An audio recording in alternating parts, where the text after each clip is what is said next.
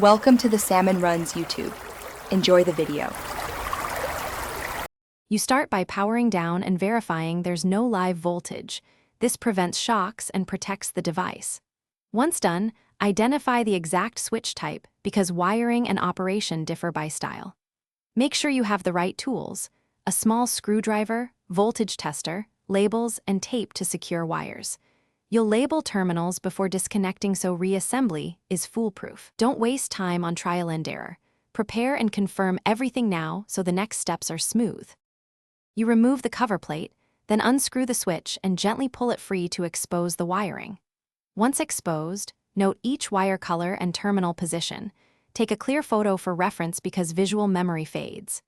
Disconnect one wire at a time and inspect conductor ends for corrosion or frayed strands. Trim and restrip to create clean contact surfaces if needed. Make sure to keep screws and small parts organized. This precise inspection prevents poor connections and intermittent faults later. You reconnect each wire to its matching terminal, tighten screws until snug but avoid over-torquing, which can damage terminals.